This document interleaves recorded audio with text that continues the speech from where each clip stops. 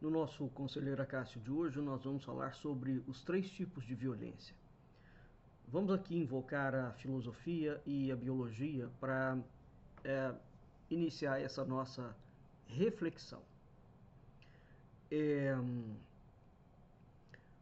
O que caracteriza o ser humano enquanto espécie sapiens sapiens são 2 atributos: alta racionalidade, que inclui capacidade de abstração, e um comportamento equivalente no plano moral, no plano ético e no plano da virtude.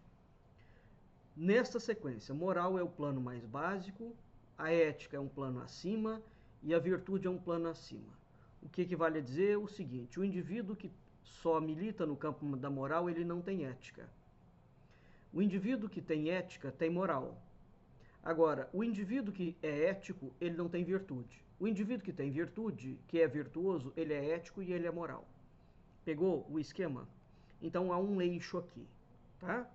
Então, o que caracteriza o ser humano é exatamente a conexão desta alta racionalidade, né, que não é o pensamento, é a alta racionalidade.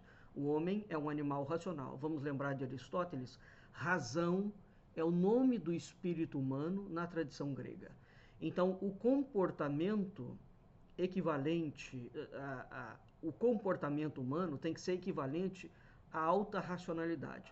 Portanto, os gregos, quando falavam da arete, né, uma palavra que vocês já ouviram falar muito, eles invocavam uma ideia de medida áurea e, simultaneamente, de uma desmedida. Então, quando você não estava na medida áurea, dentro do comportamento e dentro da racionalidade, você estava numa desmedida. É exatamente esta ideia de uma desmedida, de uma desproporção, que ocasiona aquilo que nós vamos chamar de mal, dos maus comportamentos. Tá? Então, a palavra arete é uma palavra grega que significa excelência, significa virtude. Aqui num sentido, né, do terceiro nível, ela está ligada à ideia de cumprimento do propósito, função, missão de um indivíduo, dever, serviço, no campo social e no campo espiritual. A arete é uma palavra muito usada nos poemas da Ilíada e da Odisseia de Homero, né? Onde ela vai estar associada aos valores dos heróis. Então, um herói se caracteriza para os gregos se ele estiver consoante a arete, se ele estiver consoante esta medida, né? Quando ele ultrapassa esta medida, ele é punido. Isso não tem nada a ver com os heróis da Marvel, tá claro? Então, a palavra está relacionada a Aristós, que designava não somente a casta, a classe dos nobres. Aí aqui o nobre grego, ele é nobre porque ele é um Aristós no sentido de que ele tem uma medida, ele é virtuoso. Né? Então a aristocracia grega, ela tem muito menos relação com uma ideia de consanguinidade do que com a ideia da virtude pelo espírito. A arete é um princípio formativo da paideia grega. É um ideal de excelência humana. Né? E toda a filosofia vai, portanto, ensinar, e as diferentes escolas de filosofia, sobretudo a filosofia antiga, e digamos até a filosofia medieval, a gente tem esse compromisso da filosofia, ela vai ensinar exatamente, é uma pedagogia da alma, né? É uma paideia, né? No sentido de uma pedagogia, uma maiêutica socrática, no sentido de que ela ensina, né, através de um processo de boca a ouvido, como alcançar a excelência. Então, essa excelência não tem relação com o desenvolvimento de uma capacidade de erudição.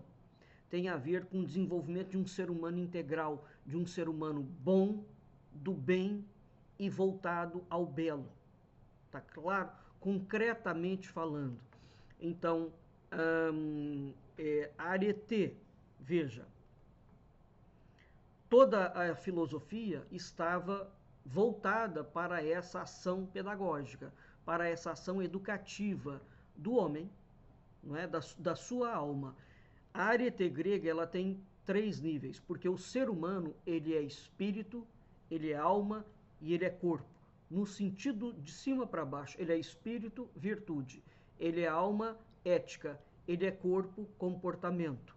A arete, portanto, é expressa pelo vigor, pela saúde, pela beleza, pela força, pela destreza. Isso é a arete do corpo.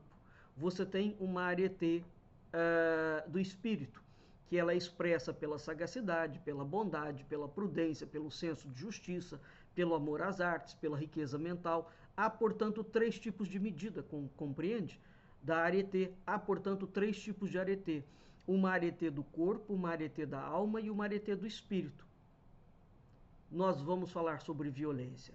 O que é violência? A violência é uma desmedida. A violência é uma ruptura na arete. Mas a violência, quando a gente fala em violência, violência de quem? De qual parte do ser humano? Quem comete violência? O ser humano. Então, esta violência é uma violência do corpo, é uma violência da alma ou é uma violência do espírito? Depende da violência. Não é? Por exemplo, aquilo que vai caracterizar os regimes totalitários é exatamente a aplicação via Estado de uma violência dirigida ao corpo, ou à alma ou ao espírito, correto? E de acordo com a direção desta violência, evidentemente, nós teremos a monstruosidade do regime, né? E não precisa ir para o Estado. Se você tem um pai, se você tem um chefe, né? Se você tem um presidente da República, se você tem um político, se você um marido, não é? Um irmão que comete violência, qual tipo de violência? Por exemplo, os psicopatas e os sociopatas. Eu tenho muitos vídeos sobre isso. Qual é o tipo de violência que esse tipo de indivíduo, que não é, neste caso do psicopata, um doente mental, porque ele executa os processos com consciência, não é? Ele não é um ser patológico, mas ele pratica violência. Tá claro? Então, como é que fica a vítima da violência? Correto? Então, vejam, a violência, seja no corpo, na alma ou no espírito, ela tem gradações. Evidentemente que você não pode dizer que um pai, quando dá um tapa no filho, um tapa de leve, ele bateu no corpo, né? Ele está praticando violência. Não, ele está corrigindo. Quando o sujeito espanca uma criança, espanca um cachorro, aí nós já temos uma violência do corpo. Mas e aquele pai, ou aquela mãe, ou aquele avô, ou aquele patrão que te tortura psicologicamente? Veja que ele já não é uma violência do corpo, é uma violência anímica. Então, a violência, nós temos 3 cérebros: o cérebro reptiliano, o cérebro mamífero e o cérebro neocórtex, que é o cérebro mais avançado. Dependendo da violência, você vai escalando a violência e ela chega até o cérebro reptiliano. Quando ela chega ao cérebro reptiliano, ela não sai mais. Aí você repete um padrão, tá? Então, é muito difícil quando a violência escala, independentemente se é no corpo, na alma ou no espírito. Quando a violência escala e ela parte desse cérebro, ela atinge primeiro esse cérebro, depois ela vai para o segundo cérebro, depois ela vem para o terceiro cérebro. Tá? Esse é o cérebro mais primitivo, no sentido de que ele foi formado primeiro, é o reptiliano. Depois nós temos o mamífero, que é o segundo cérebro. Depois nós temos o neocórtex. Então, há 3 tipos de violência: violência física, violência simbólica e violência psicológica. As violências simbólicas e psicológicas podem levar à violência física, evidentemente, claro? E você pode, então, praticar isoladamente qualquer tipo de violência. Então, há gradações de periculosidade dessas violências. Elas não são as mesmas, elas não são iguais e elas podem ser praticadas de formas completamente distintas. Num sentido de código civil, né, no sentido de lei, há 5 tipos definidos de violência como crime: violência física, psicológica, moral, sexual e patrimonial. Que eu estou aqui resumindo, porque de fato a gente pode resumir isso em violência física, violência simbólica e violência psicológica. Né? Muito bem. Esclarecido isto, vamos aqui trazer a filosofia e a ontologia, não é, para o que está acontecendo no Brasil atualmente. Vamos lá. Evidentemente que eu estou fazendo um recorte, porque esse assunto é extremamente denso. Há muitos anos atrás, nós estamos assistindo hoje um reflexo de um comportamento político que o povo está chamando de polarização política. Eu quero chamar a atenção, e eu já estou fazendo alguns vídeos em relação a isso, afirmando que nós não estamos mais dentro do campo da política. Tá? Nós entramos num campo civilizacional. Eu iniciei esse ano falando sobre homeostase civilizacional, sobre o debacle de uma civilização. Uma civilização pode usar de desmedida, ou seja, ela pode romper a arete até um determinado ponto. De um ponto em diante, ela entra num declínio civilizacional. Tá? É a homeostase. Tá bem? Bom, para a civilização entrar em homeostase civilizacional, você tem que ter tipos concretos de pessoas físicas que estão agindo como bárbaros, que estão agindo como símios predadores, que estão agindo como elementos de violência. É aquilo que o Mário Ferreira dos Santos, na obra dele, vai chamar de a invasão vertical dos bárbaros. Então você tem uma sequência de parasitas extremamente violentos com comportamento de orangotango, com comportamento de primata. Por que é importante essa categorização? Porque não estamos mais no terreno da humanidade. Correto? O ser humano é aquele que concilia alta racionalidade com comportamento moral. Então, quando você tem um indivíduo que apoia todos os tipos de violência para validar a sua preferência política, nós temos um problema. Grave. Grave. E quando esse indivíduo passa panos para a violência que o político que ele defende e não entende que o político que ele defende, independentemente do espectro, é corrupto, é violento, é canalha, é perigoso. E quando ele não consegue distinguir as diferenças, porque há violências e violências, você inclusive não pode comparar certos tipos de violência. Uma coisa é uma violência de um cara que bate numa mulher. Outra coisa é a violência do Fernandinho Beiramar. Correto? Então você não pode comparar, equiparar violências. Elas têm gradações. Bom, quando o indivíduo não consegue entender a gradação, quando o indivíduo equipara o Lula com o Bolsonaro, isso é a prova concreta de que nós estamos tratando com um símio. Sim, eu já falei várias vezes e repito, com todas as críticas que eu já fiz ao Lula e ao PT. Não há comparação enquanto pessoa. O Lula, enquanto pessoa, é infinitas vezes melhor do que o Bolsonaro, enquanto pessoa humana. Tá bom? E você não é obrigado a concordar comigo. E se você não concorda comigo e não consegue entender a diferença, bom, meu caro, a irracionalidade aqui é sua. Vamos lá. Foi o PT, voltando aqui há muitos anos atrás, especificamente o Zé Dirceu. Eu já fiz vários vídeos sobre isso. Quem criou a política do nós contra eles, a chamada polarização. Presta atenção ao encadeamento que eu estou seguindo. O Zé Dirceu criou naquela altura, isso é uma tática que ele aprendeu em Cuba, e é uma tática da esquerda e da direita que veio da Revolução Francesa, é a luta de classes, não é? Ele criou um esquema de guerra política. Então ele não estava tratando de política. O Lula teve a sua imagem trabalhada desde todo sempre como um mito político. Porque na condição de mito político ele pode levantar essa coisa, eu sou a verdade, o outro é o inimigo que você tem que abater. Já fiz vários vídeos sobre isso. Lula é uma cria militar também, é uma cria das igrejas e é uma cria militar, exatamente como o Bolsonaro, e é uma cria da elite. Já fiz vários vídeos sobre isso. Lula teve a missão de criar um tipo de esquerda unificada, cujo modelo nunca existiu no mundo, projeto do general Golbery Couto e Silva, na teoria da panela de pressão. Já fiz vários vídeos sobre isso. Essa esquerda unificada era para ser controlada remotamente pelos militares, que assumem para si o papel de poder moderador do Brasil desde a independência, desde 1822. Eles são a república dentro da república. Já fiz vários vídeos sobre isso. A questão, portanto, é perceber duas coisas básicas. Há outras, mas eu vou destacar aqui duas. Que o próprio esquema que o Zé Dirceu criou é um sistema entrópico. Quando você cria e fala assim, nós contra eles, Entenda que o sistema entrópico é um sistema que ele vai tirando energia do sistema e ele leva ao caos, tá certo? Você só vai entender essa entropia quando você escalona essa entropia, né?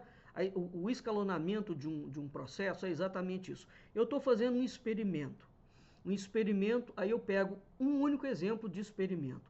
Aí quando eu escalono esse experimento, eu pego 2, 3, 4, 5 e coloco aquilo para escalonar na sociedade, é que eu vou de fato ver o limite da teoria. Então veja, o José Dirceu trouxe para dentro do esquema da política brasileira a teoria do nós contra eles, que a Revolução Francesa tinha criado. Ele não inventou, mas ele trouxe isso. Isso foi escalado o tempo inteiro, tá?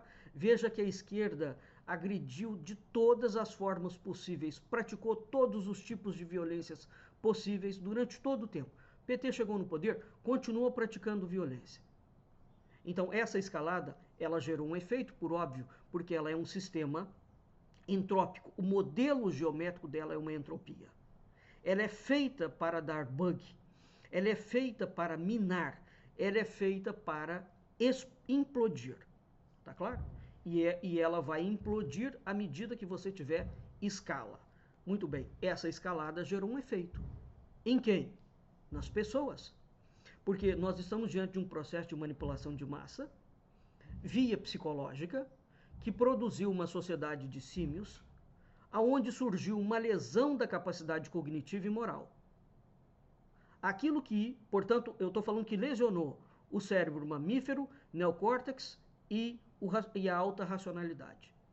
Então, o que caracteriza o ser humano enquanto espécie, repito, é alta cognição com comportamento moral.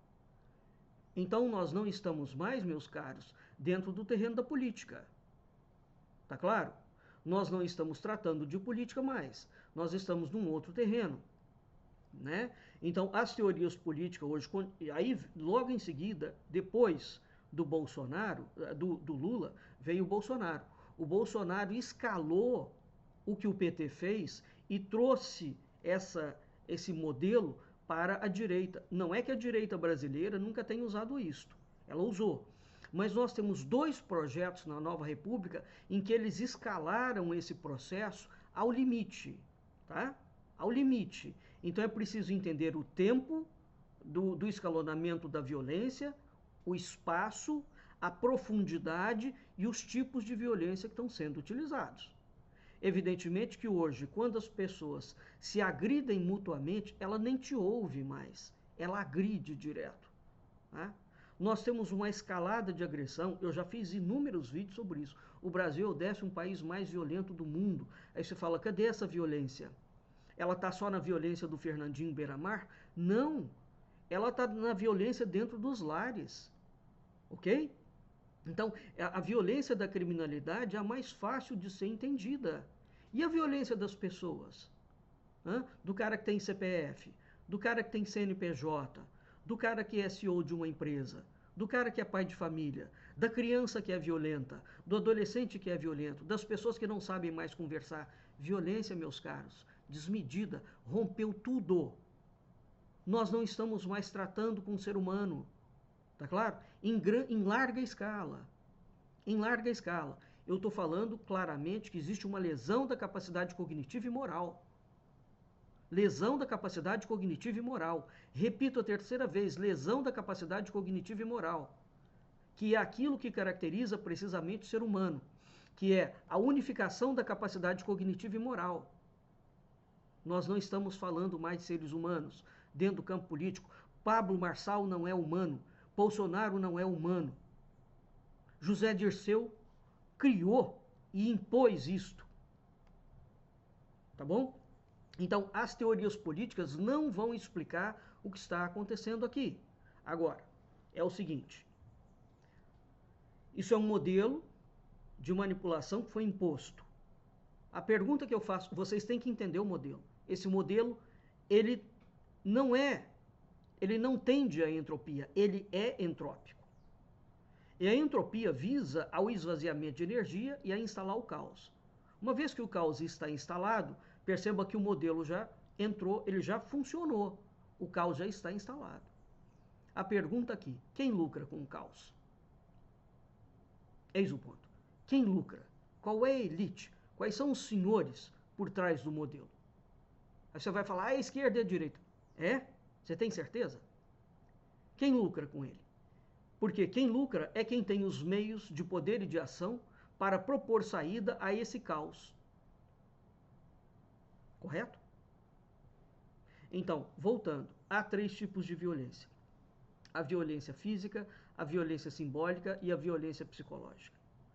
As violências psicológica e simbólica podem levar à violência física. Há gradações de periculosidade. Elas não são equivalentes. Aqui eu quero trazer um outro indivíduo. O José Dirceu era um intelectual orgânico do PT. Um outro indivíduo que é o intelectual orgânico da falsa direita, da Internacional Socialista, da Horda Negra, o Olavo de Carvalho, cujo papel todos nós só viemos a descobrir quando, de fato, o miliciano assumiu o poder. Porque aí o próprio Olavo se declara. Tá? Isso não é uma crítica, é uma caracterização. Eu estou caracterizando o Zé Dirceu como intelectual orgânico. E eu estou caracterizando o Olavo de Carvalho como intelectual orgânico.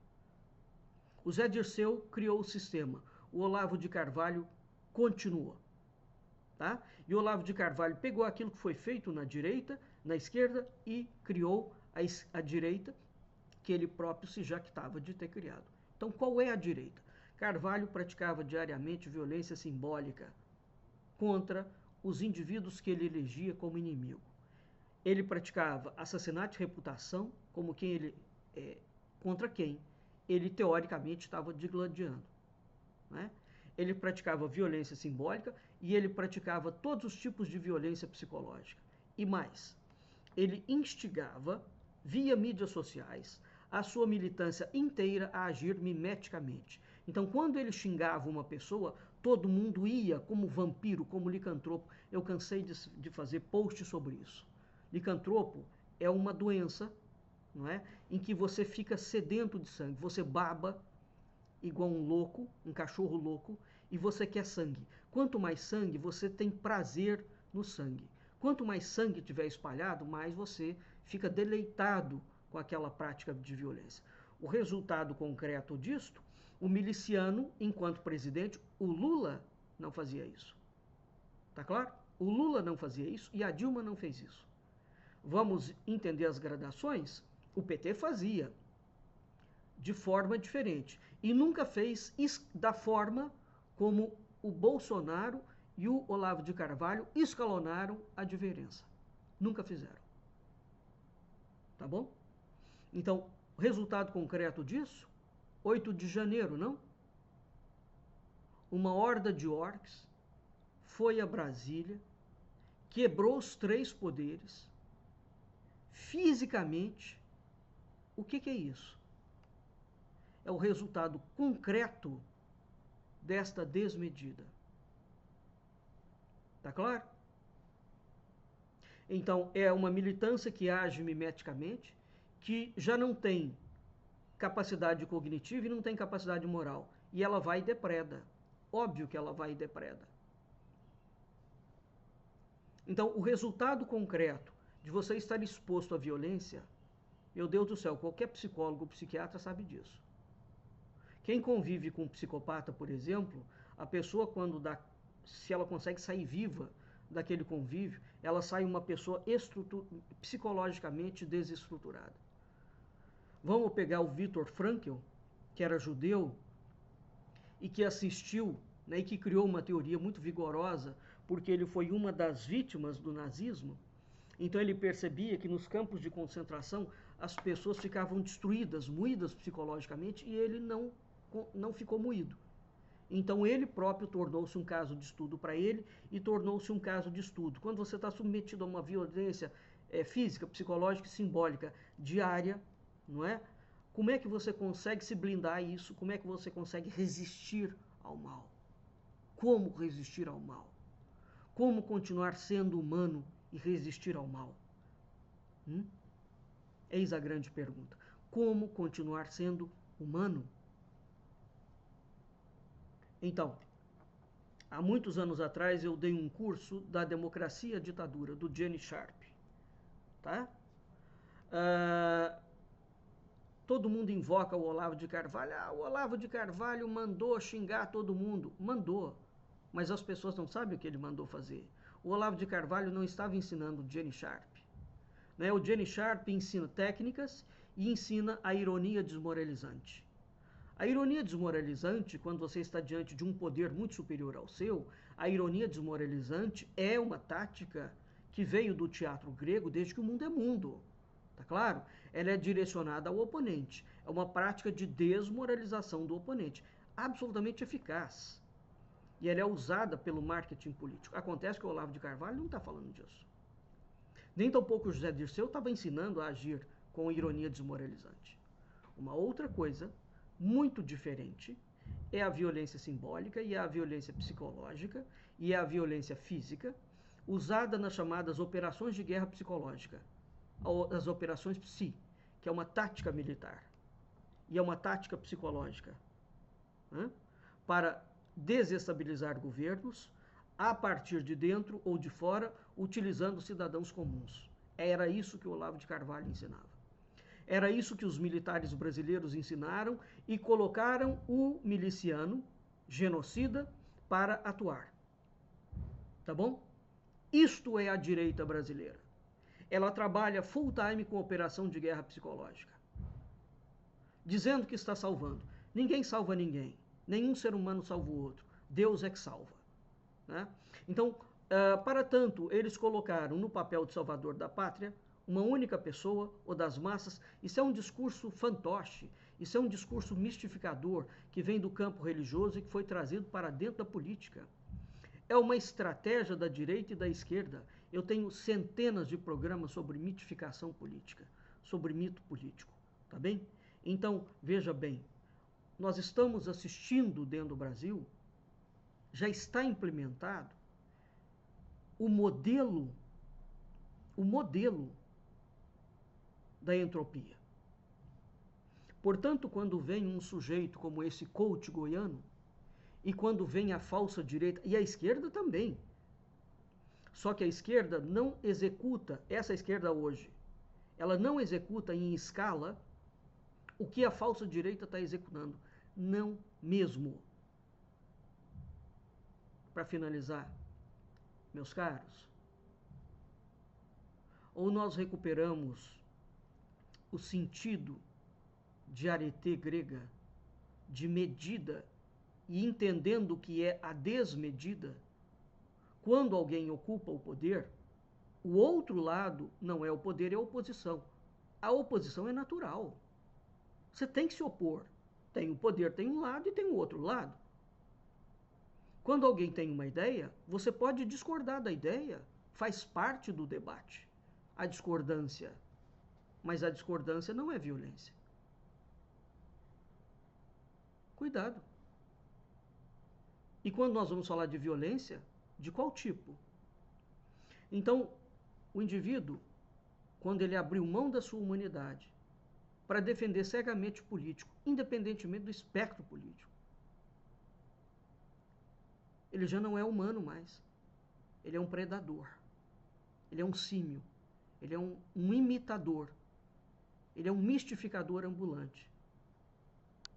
A filosofia explica isso de uma forma muito bem, e inúmeras teorias. Vou pegar aqui só 3: Freud, Lacan, né? Jung. Não é possível continuar tratando o que nós estamos presenciando no Brasil como um mero fenômeno de polarização política.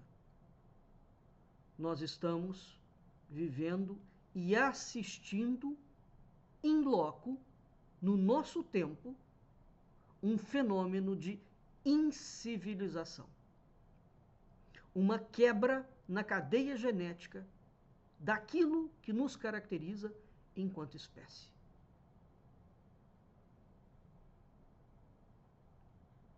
Vamos ficando por aqui. Reflita sobre isso.